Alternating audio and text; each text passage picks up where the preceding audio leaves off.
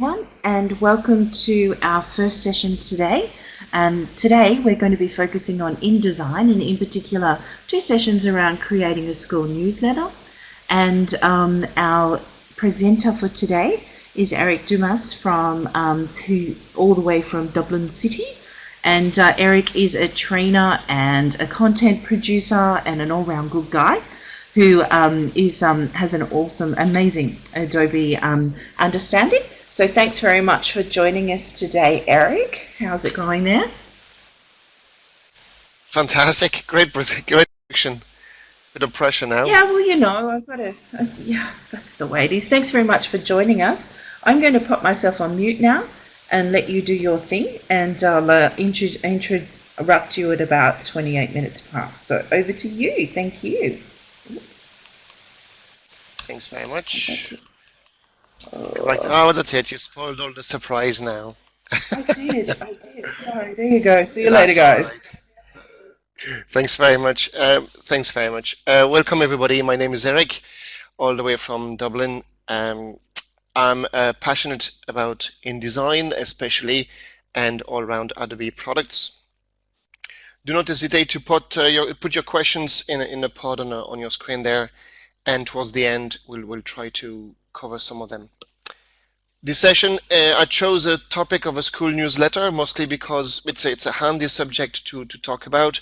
It's something we could probably all relate to, and of course, most of the points that I'm going to talk about will cover other type of products or type of exercises that you might want to organize in your classroom. So I'm going to run with a short introduction and then dive into InDesign itself. It's going to be difficult to keep it under the time we have. A good InDesign course for me would take about 5 full days of fun, but we'll try to keep it interesting. For the first session, we're going to keep it as a beginner's level to some extent, and I'll try to squeeze in a couple of interesting topics for the more advanced users. And then on the next session, we'll kick it up a notch to go to a higher level. So a little bit about me. I'm using InDesign since version 1.5, so that's a good few years back. And already then, I fell in love with it. It's fantastic. It really does what I need it to do. I've been delivering then training courses on graphic design, web design, and various Adobe applications for the past 15 years. All of it is self-taught, mostly by trial and error, and a painful way of learning. But a lot on Adobe.tv and a lot of other resources like that. I'm very passionate about continuous learning, education, and especially education through Adobe products. There you go. Today, I'd like to talk about InDesign for some of you that don't really know what could be done with InDesign, looking at how can I use InDesign and what can I use it for. We'll look at some principles, colors, pictures, text mostly, and audio video, just to see what works for us, what can we expect to be using, and especially what to be careful with so the result of our product actually looks good, and that's what we want to get. Workflow, 4 golden rules, and then we'll dive in looking at the interface, creating the newsletter. And keeping in mind, of course, that if it's for a classroom, we might have to grade the students at some point. And what's next, as in after today, what can we do next?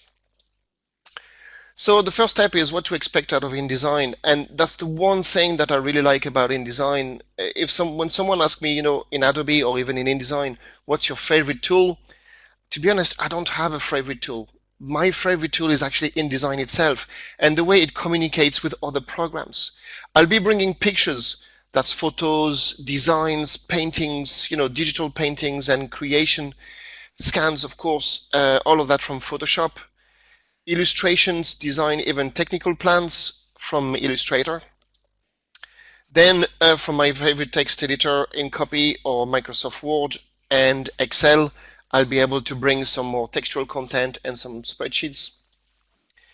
Color list, I like color list. It's a simple tool, but I'll be able to have a color list across my Adobe applications, mostly for print. which allows me to be consistent. We could have some interesting plugins that connects to databases, some XML kind of sources to create catalogs on the fly. It's quite good. And as I mentioned it before, we could bring in audio, video, we could bring web and animations and items like that. Then I bring everything in, mish, mash, design, and then what can I get out of InDesign? Well, I could print. Okay, I could make a PDF for print, which I kind of prefer. For me, it works a bit better to make the PDF first, so I have a soft copy, I have a soft proof, and then I could send it to print or go to print. I put PDF Interactive here because it covers two bases for us. It covers the low-res aspect of things, which means I could put it online, upload it to some resources, and it's easy to download. It's quicker to download because the file is a bit lighter on a megabyte point of view. But Adobe InDesign has now this whole range of interesting forms to create, and it allows me to make really interesting forms I could then bring forward with Acrobat and even Lifecycle and really create a nicely designed form instead of one of those boring tick the box and no, let's make it nice. And the interactivity, of course, is then brought into other aspects. Flash a bit on the way out at the moment, of course, but we have this EPUB that will even go further with plugins to connect to Kindle and upload. For example, I've done that with a class. Kids wrote nice short stories. We made a nice EPUB out of this and put it on the Kindle through the Kindle platform, put it on Amazon. The whole experience was fantastic for them to just go beyond writing the homework. We went much further than that. The reward was fantastic. DPS, one of my favorite at the moment, really, really interesting. What else do I have? I could export my design as pictures and for web, very interesting for further improvement or using in other systems. Now, the pitfalls to avoid, basically, is the one not to do. The thing that I really, really, my pet hate, what breaks my heart when I meet people is they keep telling me, I spent hours and hours and hours, I did something fantastic. And you know what? When I printed it, it didn't look as good as I expected. Or I've made all that effort and then it doesn't work or it doesn't do what I want it to do. So simple golden rules. First of all, RGB versus CMYK. Make sure you check with your printer if you're going to go to print, which one they prefer depending on the output system. Adobe has made great work with other brand of outputting machines to actually grab the RGB file and process that fantastically with very good color compensation and color correction.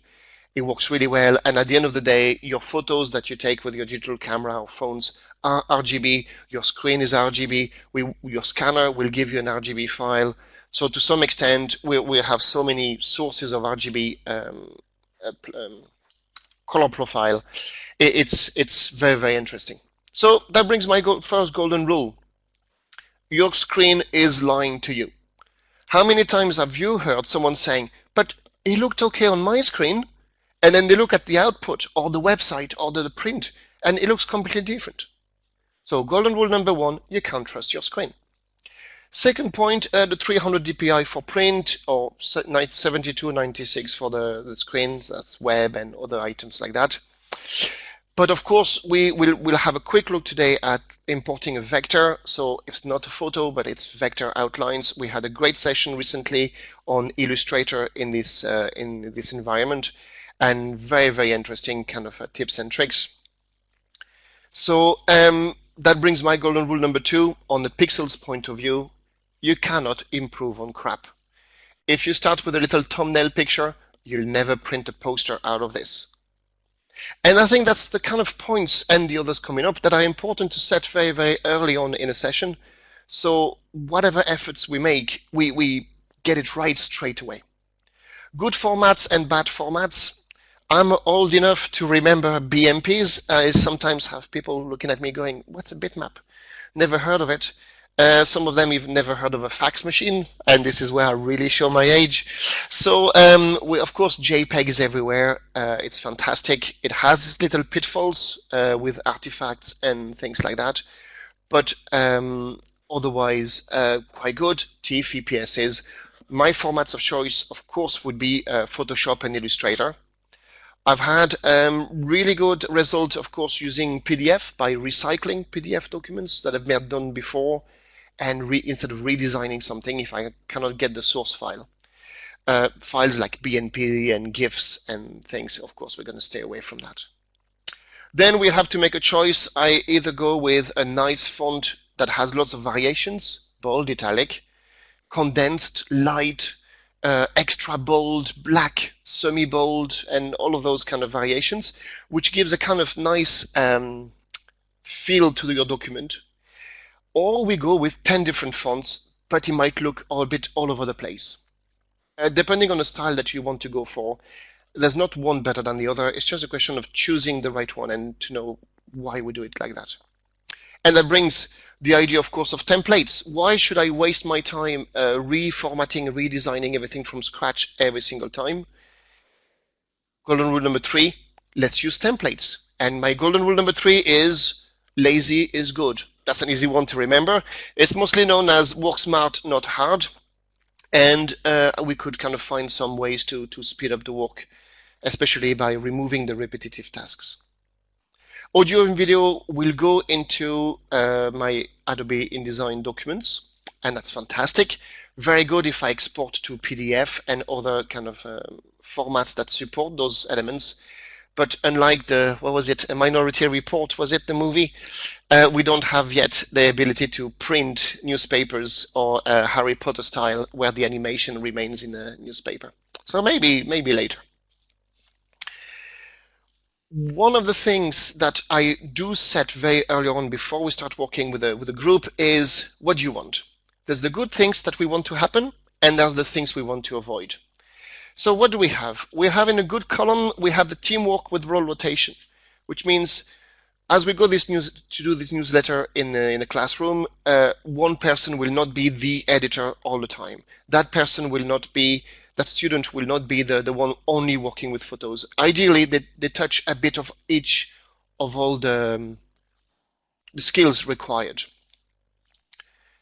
Analysis. I want them to understand why they design something, not as well as how and things like that, but looking at other magazines, other publications, try to understand why this one works and why this one doesn't work.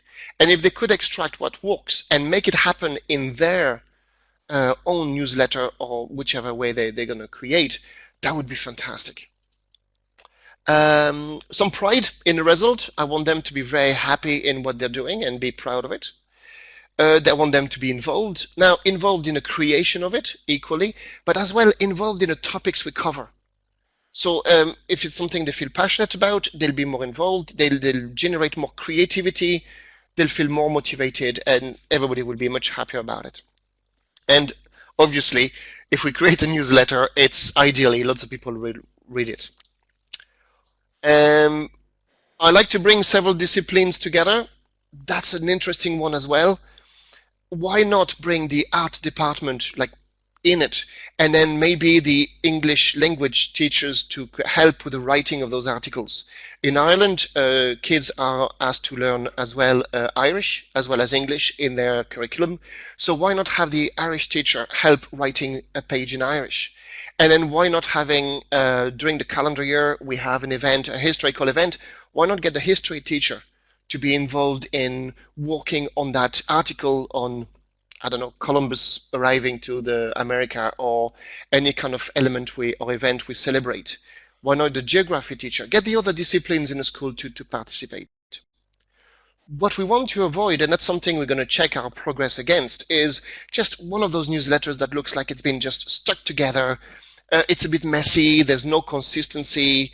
You would have done a better job with a pair of scissors and sticky tape and photocopies. People will be bored, it will not be engaged, so that means the result will not be read by anybody else, and it ends up being kind of isolated work that has no impact. Really, that's what we're trying to stay away from. So the question is to the students, choose to rate your interest. Tell me how interested you are or not. Then out of that, I want to know what kind of role will you take, And that brings our fourth and last golden rule. Begin with the end in mind. This is the goal we're trying to reach, to aim for. Just go for it. Next. One of the inconvenience of using computers is that if I create my newsletter as a single InDesign file, I can't really get everybody to work on that same file. It's too restrictive. It's only one person at a time. So we have the rest of the team waiting for the student to close the file so the next one could open it. Not very practical. So we have a couple of options. We choose student per role. So we have a group of students that will work on the photos, a group of students that will work on the article, but it's quite good. Everybody does a bit of everything, and then we could change roles, but they don't get their hands on InDesign. So fine, let's do it like a magazine. Let's look at the pros, how they do it. In a newspaper industry, every journalist has their own page. They go in, they make their page, and they submit the page. We're going to do the same thing here. A student or a group of students will get a feature, a topic, and they're going to run with it.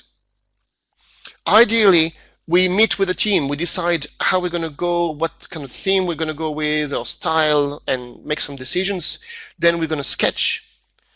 Then we're going to collect all our information. We're going to present it to the team to review. And finally, we're going to design it. As you can see, we have a good bit of prep work to build up before we jump into InDesign. My experience is that if we jump to InDesign too early, what happens is we end up having a lot of information, a big flow of information, that then we spend too much time tidying up. So let's agree on a design, agree on the topics, and then design it. That design then will be assembled, brought together as a magazine, and then we turn the cycle again. We present it to the team, we choose an outline, we choose a style to continue the work, and it ends up not being just a one-off, that was great, now bye-bye everybody, but it could be an ongoing thing. Again, for the involvement, it's fantastic. Time to jump on the InDesign part of things. So we're going to have a quick look at the area, the workspaces. As I go along, a couple of shortcuts, and I just want to highlight a couple of things in the preferences before we move on. So I'm going to switch screens to share my desktop and share my screen. Hopefully that's gonna work. There you go. Display, share. There you go. Now, hopefully, you could all see my screen. Chat. I'm going to open the chat pod. Pip, could you confirm that you could see my screen? Yes, fantastic. Now, this is the kind of document we're going for, something very simple. We have a picture, a bit of text. All those files that I'm going to use will be shared, so hopefully you'll be able to practice or kind of play around with what we're doing here. I'm going to have a good look there. So we have our tools on the left, menus at the top. This is the Mac environment. The Windows one is very much the same. The only difference that I find is that the preferences is located in a different way. On a Mac version, it's here in the InDesign menu. As you probably know, on a Windows version, it's in the Edit menu. So in my preferences, we have a whole lot of preferences to look at, a couple of very interesting ones, but some of them will be more interesting than others. The first one's, of course, your dictionary. I'm going to open that. The dictionary works quite well. The spelling is very interesting, even though it doesn't autocorrect the text, it will just highlight what word it doesn't recognize. The autocorrect is very good and very bad in the sense that I've used it a lot to automate some repetition. So instead of typing the association of this or that of Dublin, I just type their initials and automatically the autocorrect will swap. It could be quite useful. And one that is usually forgotten is here, file handling. I just want to highlight this one, create links when placing text and spreadsheet files. We will see that InDesign remembers where the pictures are coming from, where the graphics, the illustrations are coming from, but not automatically where the text or the spreadsheets is coming from. So make sure to have this ticked on before you start any document, and then your all of InDesign has been updated with that property. and lots of other options. I mean, we could spend the day talking about those preferences. I'm going to click on OK. Quickly, rules are on the left and the top, the name of the file at the top here.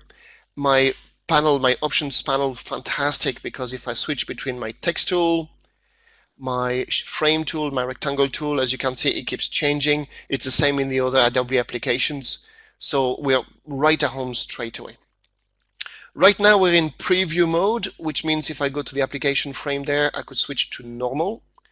And normal will show me my desktop, my pasteboard, sorry, my document with the guidelines and some information I left on the side to remind myself this is what we're trying to do. Let's go back to the top of the document. So I'm going to scroll back up, and this is the cover of the file. Sorry.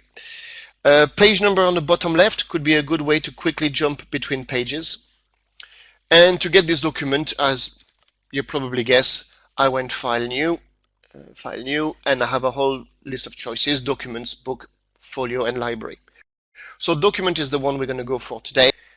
Book is interesting because if you get every student to create their own page or their own feature page, the book is basically that little utility that will take a list of pages, a list of InDesign files, and bind them together. And doing so, you're allowed to synchronize the page numbers. You're allowed to synchronize some of the styling. It's actually very clever. Folio is mostly for the DPS, and Library is that little utility I will show you later on, as I have one created. Library is a little file that stands by itself, not connected to any document, and it will allow you to share those some of the items that you need frequently. So it's a kind of a boosted copy-paste. Now let's go to get some design done. So on my page here, this is what we're trying to get. Okay, place the text and the pictures. So I go back to my black arrow. I'm going to delete the whole lot. And I'm going to go File Place. File Place is the most standard way to get your information in. As you can see, it doesn't specify text or picture. File Place. I have my text there, and I'm going to pick the article that was written by one of the students or a group of students, and click on Open. It brings in the text. Cursor is loaded. Clearly, I have a black arrow that turns white when I'm aligned with something. Little lines there that show me this text, and I even have a preview of the beginning of the text. I'm going to go somewhere and drag a space, and here's my text. As you can see, this comes directly from Microsoft Word. My links panel is telling me, look, this is coming from Microsoft Word with other little features like the pictures. That links panel there, if you don't see it, it's in the window menu.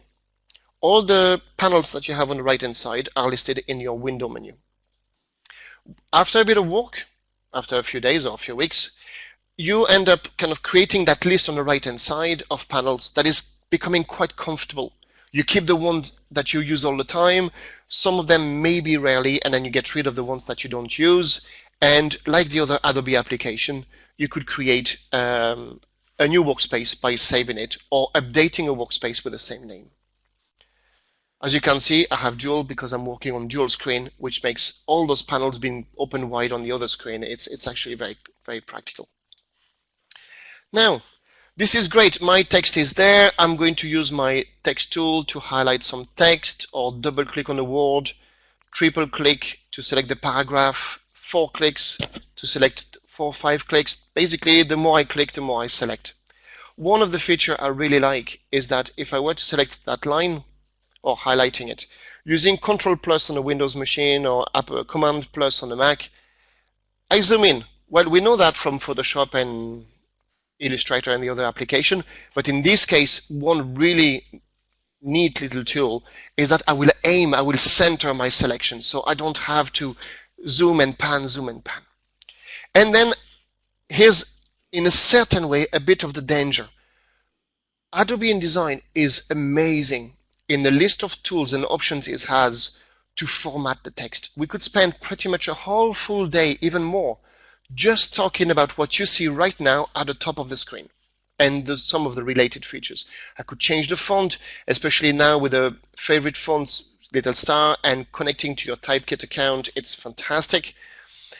But the thing is, If I keep doing this, I'm going to so waste my time repeating every time. So it's good to show in a class, look, let's take a piece of text. This is why we format. If the lines are too close together, if the text is too spread, how do people read? You know, there's a whole biology science on how people read, and typography is very, very important as a subject, as a topic. But what I'd like to avoid my team to do, or my students to do, is to jump into it and format, and then, oh no, what did we use last time, and we have to use the same thing on the next page and the next page and the next page, so the document looks a bit kind of together. So it is something that we're going to study a bit more next time.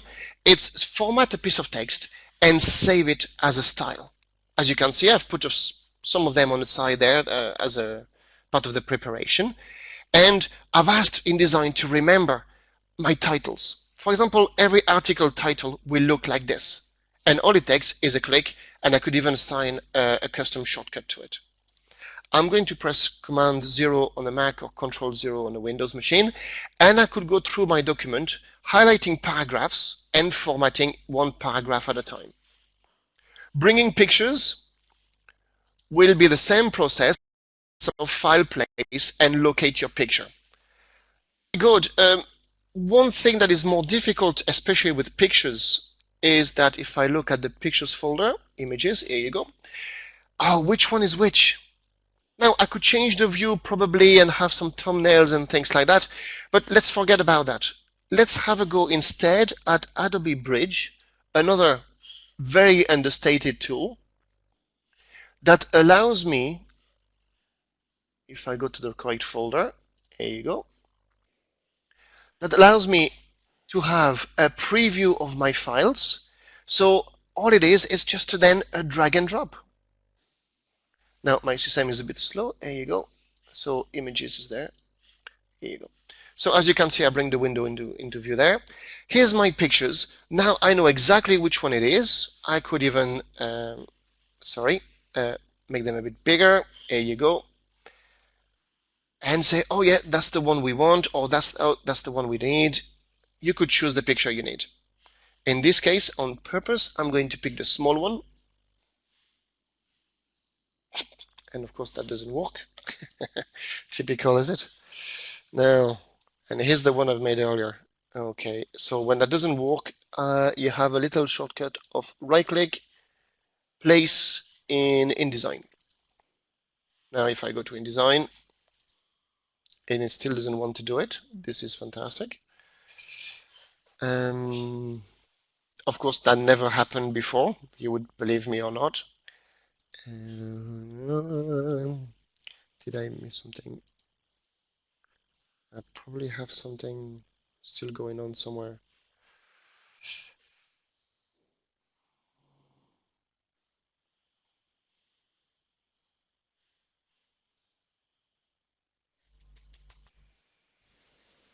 Not a worry, Eric. We're just about out of time anyway, so that does work perfectly. Mark's got a little thing there that you might need to update Bridge, but we might have to move on. Did you just want to do a quick ending, Eric? Yeah, a quick ending. Yeah, if it looks like some contextual window is still open somewhere. Looks like I have something open somewhere. Now, what I wanted to demonstrate is that instead, I'm going to show you another way. That's fine. I have that Word document. I'm going to open it if I can. There you go. Now open. And text, I have the same version of the text but formatted, which meant we didn't have to do much work in Word, and I really don't care what it looks like in Microsoft Word. They typed it in Word, simple format using the styles at the top of the screen. So the idea is